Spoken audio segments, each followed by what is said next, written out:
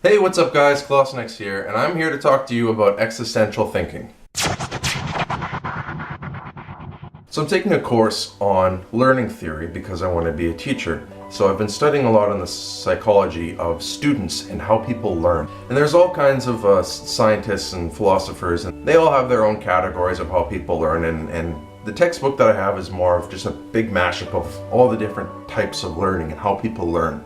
And while I was reading through it, I found a category that I found really relevant to my life, and it said existential learning. So in my textbook here, the definition of existential is enjoyment of and facility with asking and examining questions about life, death, and ultimate realities.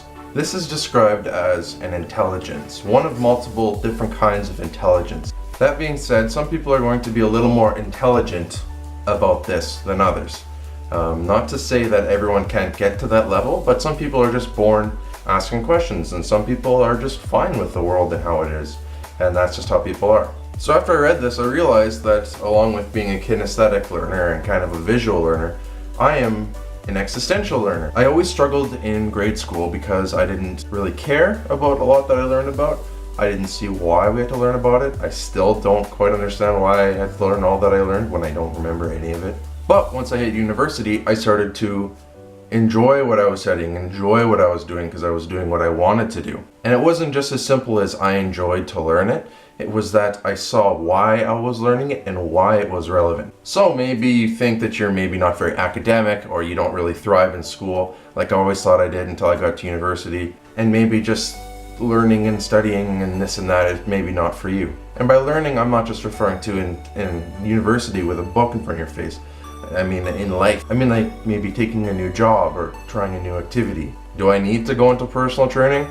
Not really. I mean I have a job and I'm about to go into the field that I want, and within a couple of years I don't really need to go into personal training, but I see the bigger purpose of going into personal training, the experience it's going to give me, and that I'm going to make money off of it, and I'm going to learn responsibilities that I haven't learned yet. So what I'm saying is, to be an existential learner, you kind of make connections with what you're learning and what you're doing with your life to why you're doing it and what its purpose is. There's that word again.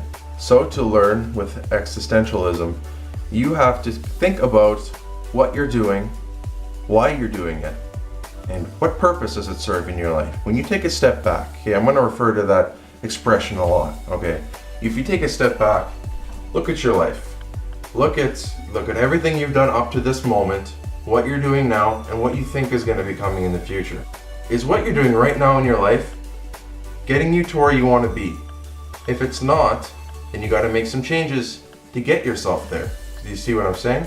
If you are just in the same place and you're spinning your tires, maybe you're working a full-time job that you don't really like, you're saving to pay off a car or something, how are you really progressing in your life? Are you just kind of waiting for life to come around and grab you and shake you and put you where it wants you? Because that's not going to happen. If there's things that you want to do, you have to go and get them. And by going out and getting them, maybe that's pursuing a job that you want. Maybe that's doing things that you want to do, but you're scared of doing them. So in that class, the teacher challenged us to take the ways that we learn and put it on paper somehow. It doesn't matter how. If you need to fold up the paper to make an origami visual, because you're that kind of learner, then do that. So I considered myself kinesthetic, visual, and existential. So what I did is I drew a graph, because I learned very well with graphs. And well, I'm a kinesthetic learner, so I drew out the whole physical thing. And I did my 4 categories. The 4 categories, that's my philosophy on life, which is the mental health, physical health, emotional health, and spiritual health.